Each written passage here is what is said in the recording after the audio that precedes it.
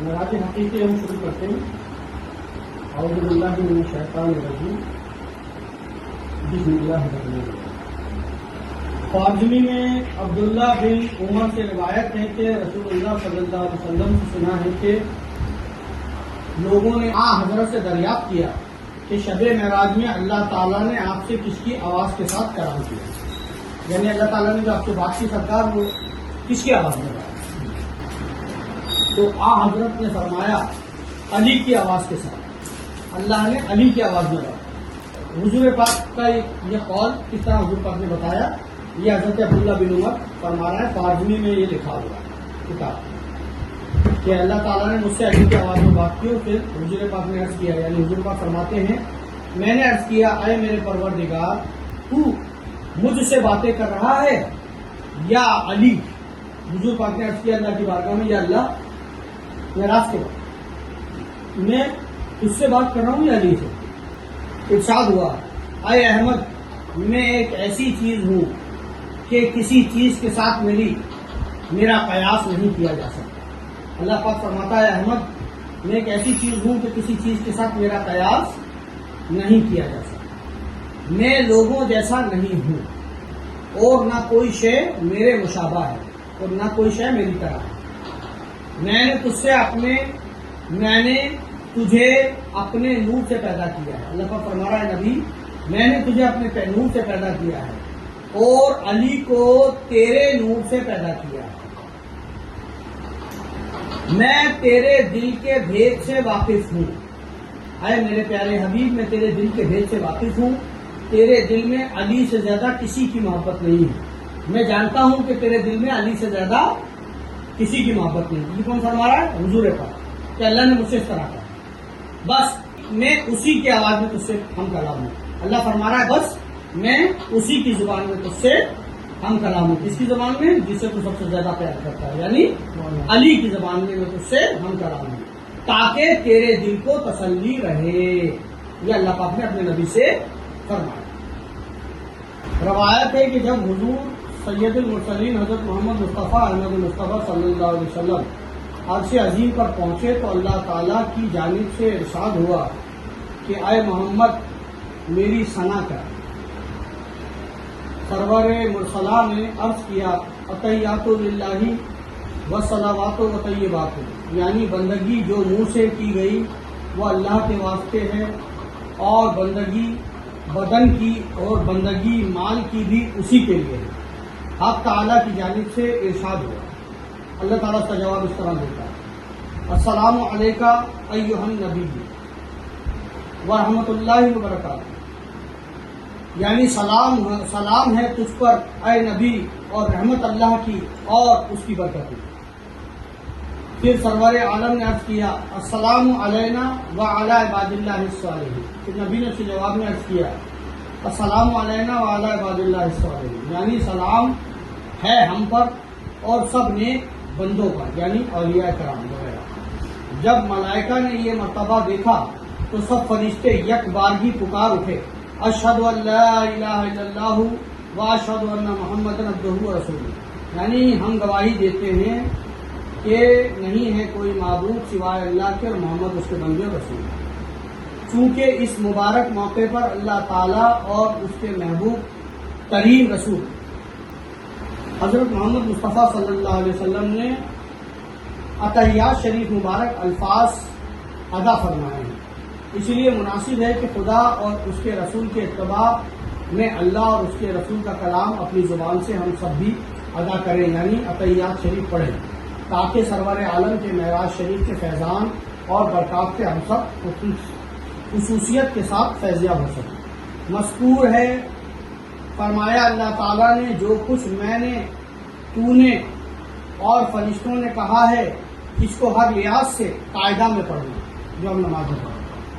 حاکم اور ابو نعیم میں عبداللہ بن سعید زرارہ سے روایت ہے کہ رسول خدا فرماتے تھے شب معراج میں جب ہم اپنے پروردگار کے پاس پہنچے تو اللہ تعالیٰ نے مجھ سے علی کے 3 القاب فرمائے کہ وہ مسلمانوں کا سردار، متقیوں کا امام اور سفید ہاتھوں والوں کا پیشوا ہے۔ نبی علی کے 3 اعزاز اللہ تعالیٰ نے بتائے نبی کو.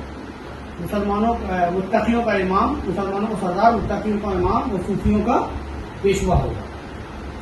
مذکور ہے حبیب اللہ نے درگاہ عفو الرحیم میں اپنی امت کی بخشش کے لیے دعا فرمائی اور اس کریم و رحیم نے اپنے محبوب کی دعا قبول کی. جب حبیب اللہ نے معراج سے مراجعت کی تو بہشت کی سیر کے واسطے حکم ہوا. یا حبیب اللہ نے تمام بہشت کی نعمتیں یعنی حور و غلما، درخت، میوہ، باغ و انہار یعنی نہریں و حوض وغیرہ ملاحظہ فرمائے اور خود ثنا خالق کونین کی بجا لائے، یعنی آپ نے کچھ ثنا کیا جائے. جناب باری سے ارشاد ہوا، اے دوست تو مقام اپنی امت کا دیکھ کر مجھ سے خوش اور راضی ہو. اللہ نے کہا اے دوست تو تیری امت کا مقام اور مرتبہ دیکھ کے مجھ سے خوش اور راضی ہو. حبیب اللہ نے عرض کیا، یعنی رسول اللہ صلی اللہ علیہ وسلم نے عرض کیا، بندہ کو کیا مجال اپنے خدا کی نعمتوں سے ناراض ہو. ارشاد باری تعالیٰ ہوا، یہ سب بہشت کی نعمتیں میں نے تیرے دشمن پر حرام کی ہیں.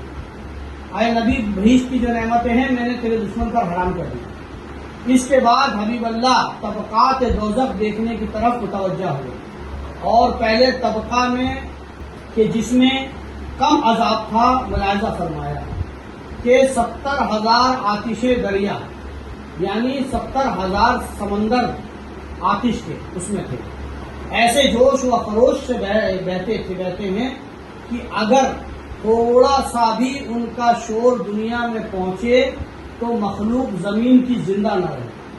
پہلا جو دوزخ تھی سب سے کم درجے والی دوزخ، اس میں 70,000 روشن آگ کے دیکھے اگر اس کا شور دنیا والے سن لے تو مر جائے ساری دنیا. پہلی دوزخ کا یہ حال. حبیب اللہ نے مالک داروغہ دوزخ سے دریافت فرمایا کہ اے طبقہ کس خلقت کے واسطے اللہ تعالیٰ نے بنایا ہے؟ یہ طبقہ کون سی خلقت کے لیے اللہ نے بنایا؟ اس کو اس میں ڈالے گا. اس نے یہ سن کر سر جھکا لیا اور کچھ جواب نہ دیا. کس نے؟ وہ اس کے داروغہ نے. پہلی جو دوزخ تھی اس کا جو داروغہ تھا مالک، اس نے سر جھکا لیا، جواب نہیں دیا. جبرائیل نے عرض کیا کہ یہ شرم سے عرض نہیں کر سکتا. اس نے کہا کہ آپ سے شرما رہا ہے، شرم کے مارے عرض نہیں کرتا. آپ نے پوچھا نا کس کے لیے بنائی ہے دوزخ؟ سر جھکا لیا. حبیب اللہ نے فرمایا بیان کر شاید آج اس کا کچھ تدارک ہو سکے. اس پر جو دوزخ کا جو وہ تھا فرشتہ، اس نے رو کر کہا یہ طبقہ آپ کی امت کے گناہ گاروں کے واسطے ہے. آپ کی جو امت کے گناہ گار ہوں گے ان کے واسطے تیار ہوا ہے. آپ اپنی امت کو نصیحت فرمائیں. تو اس فرشتے نے کہا کہ آپ کی امت کے واسطے یہ بنایا دوزخ کا پہلا حصہ. آپ اپنی امت کو نصیحت فرمائیں کہ وہ گناہ سے باز رہیں. حضور آپ اپنی امت کو نصیحت فرما دیجیے کہ گناہ نہ کریں، ورنہ مجھ سے قیامت کے دن مجال تخفیف عذاب کی مطلق نہ ہوگی. ورنہ میرے پاس تو ہمت نہیں ہوگی کہ میں انہیں دوزخ میں جانے سے روک سکوں، کیونکہ اللہ کا حکم ہوگا، میں مجبور ہوں گا، مجھے انہیں دوزخ میں ڈالنا پڑے گا. آپ کی امت گناہ کرے گا. یہ سن کر حبیب اللہ نے امامہ سر مبارک سے اتار کر آپ دیدہ ہو کر باری تعالیٰ کی جناب میں مناجات کی روتے ہوئے کہ خدا بندہ مجھے اس کے دیکھنے سے ایسا خوف معلوم ہوا کہ دیکھنے کی طاقت نہ رہی. یا اللہ اس دوزخ کو دیکھنے سے مجھے ایسا خوف پیدا ہوا کہ دیکھنے کی طاقت نہ رہی. میری امت تو بہت ضعیف یعنی کمزور ہے اور ناتواں ہے، وہ اس عذاب کو برداشت کیسے کر سکے؟ خدا بندہ تو غفور الرحیم ہے اور مجھ کو تو نے امت کا پیشوا کیا ہے اور میری عزت و آبرو تیرے قبضہ قدرت میں ہے. اللہ اب میری عزت آبرو تیرے قبضہ قدرت میں ہے. تو نے مجھے امت کا پیشوا کیا. اتنے میں ارشاد باری تعالیٰ ہوا، اے میرے حبیب کچھ غم نہ کر، قیامت کے دن تیری شفاعت سے اتنے لوگوں کی بخشش کروں گا کہ تو راضی ہو جائے. جب دوزخ دیکھ کے آپ نے دعا کی کہ اللہ میرے کو پیشوا بنایا، میری امت اس دوزخ میں جائے گی جس کو دیکھ کے مجھے ڈر لگ رہا ہے، اللہ رحم فرما. تو اللہ نے کہا میرے حبیب تو پریشان مت ہو، تیرے کو میں شفاعت کا وہ منصب عطا کروں گا کہ قیامت کے دن تیری شفاعت سے اتنے لوگ بخشوں گا کہ تو راضی ہو جائے. یہ فرمان حق تعالیٰ سن کر حبیب اللہ نے جناب باری تعالیٰ نے عرض کیا قسم ہے تیری پاک ذات کی میں ہرگز راضی نہ ہوں گا جب تک میری امت کا ایک شخص بھی بہشت میں جانے سے رہ جائے گا۔ مذکور ہے کہ بعد ازاں محبوب رب العالمین براق پر سوار ہو کر واپسی میں جبرائیل مسجد الاقصی میں تشریف فرما ہوئے۔ یہاں انبیاء علیہ السلام منتظر تھے، ان سب نے حبیب اللہ کو دیکھ کر مبارکباد دی اور مصافحہ کیا۔ پھر جبرائیل نے اذان دی اور حبیب اللہ نے امامت فرمائی اور سب انبیاء اور پاک روحوں نے اقتدا کی، مقتدی ہو کر نماز پڑھی۔ اس کے بعد محبوب رب العالمین وہاں سے رخصت ہوئے اور بی بی ام ہانی کے مکان پر واپس تشریف لائے، جہاں سے معراج ہوئی تھی وہاں پر واپس تشریف لے آئے۔ پھر سے نماز پڑھائی معراج کے بعد اور پھر مسجد اقصی سے ام ہانی کے گھر آ گئے، ٹھیک ہے، جہاں سے آپ کو معراج ہوئی تھی واپس لانا، اور جبرائیل میں براق واپس چلے گئے۔ مذکور ہے جب حبیب اللہ اپنے بستر مبارک پر تشریف فرما ہوئے تو بستر مبارک گرم پایا اور حجرہ شریف کی زنجیر ہلتی ملی، آپ نے ہلتی ہوئی ملاحظہ فرمایا، کنڈی ہلتی ہی رہی، بستر بھی رہا گرم، ایک پل میں سر عرش گئے آئے محمد۔ ابن عباس رضی اللہ تعالیٰ عنہ سے روایت ہے کہ اللہ تعالیٰ نے فرمایا اے محمد کچھ طلب کرے، اے محمد کچھ طلب کر کے میں عنایت کروں۔ سرور عالم نے عرض کیا الہی تو مطلب سے واقف ہے، یا اللہ تو جانتا ہے میرے دل میں کیا ہے۔ ارشاد باری تعالیٰ ہوا تو امت کی تقصیرات سے غمگین رہتا ہے، تو امت کی تقصیرات سے غمگین رہتا ہے، لہذا تقصیرات فرائض میں تو شفیع ہے۔ اگر وہ فرائض میں تقصیر کرتے ہیں، کمی کرتے ہیں، تو امت جو عبادتوں میں کمی کر رہی ہے اس کے لیے غمگین ہے، تو امت جو عبادتوں میں تقصیر کر رہی ہے، کمی کر رہی ہے، تو تقصیرات فرض میں تو شفیع ہے اور تقصیرات سنن میں میں شفیع ہوں۔ جو تیری سنتیں کم کرے گا تو اس کی شفاعت میں کر دوں گا، اور جو میرے فرائض کم کرے گا ان کی شفاعت تو کر دوں گا۔ مذکور ہے ارشاد باری تعالیٰ ہوا اے محمد اپنی امت کو میرے 5 پیغام پہنچا دیں۔ اللہ تعالیٰ نے فرمایا محمد تیری امت کو میرے 5 پیغام پہنچا دیں۔ اول پیغام یہ ہے کہ اگر تم کسی کو کسی احسان کی وجہ سے دوست رکھتے ہو، اگر تم کسی کو کسی کے احسان کی وجہ سے دوست رکھتے ہو تو مجھی کو دوست رکھنا، کیونکہ میں نے تم پر بہت احسان کیے۔ 5 چیزیں پہنچانے کے لیے بولا ہے نا، تو اگر تم کسی انسان کو اس لیے دوست رکھتے ہو تو اس نے احسان کیا تم پر، تو مجھے ہی دوست رکھنا اللہ فرما رہا ہے، کیونکہ مجھ سے زیادہ احسان کسی نے تم پر نہیں۔ دوسرا پیغام یہ ہے کہ اگر کسی سے خوف کرو تو مجھی سے خوف کرنا کہ میں سب سے زیادہ قدرت رکھتا ہوں، اللہ سے زیادہ قدرت والا کوئی نہیں ہے، اس لیے میں کہتا ہوں نا موت اور خوف وہم، خوف صرف اللہ سے رکھنا کیونکہ اس سے زیادہ قدرت والا کوئی نہیں۔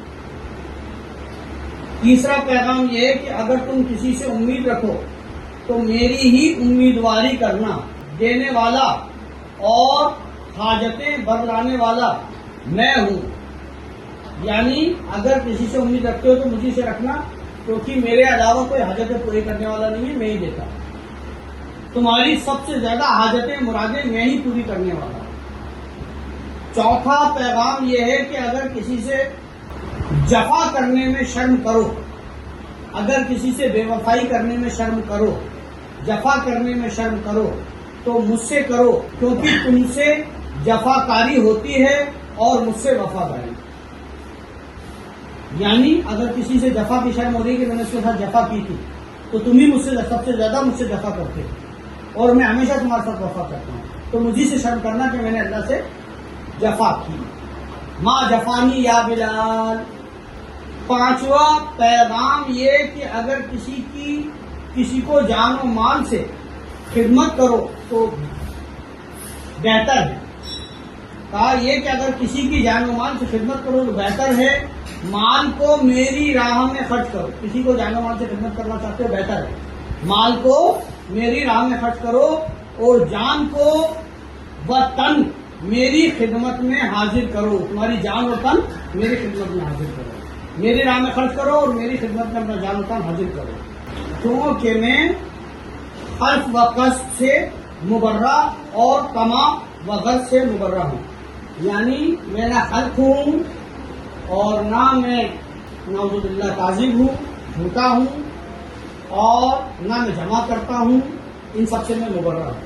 مذکور ہے پھر سرور عالم 50 وقت کی نمازیں فرض ہوئی، عرض و معروض کے بعد 5 وقت کی رہ گئی، مگر حق سبحانہ و تعالیٰ نے اپنے کمال فضل کرم سے ارشاد فرمایا اگرچہ نمازیں تخفیف کی گئیں مگر میں اپنے بندوں کو 5 وقت کی نماز میں ثواب 50 وقت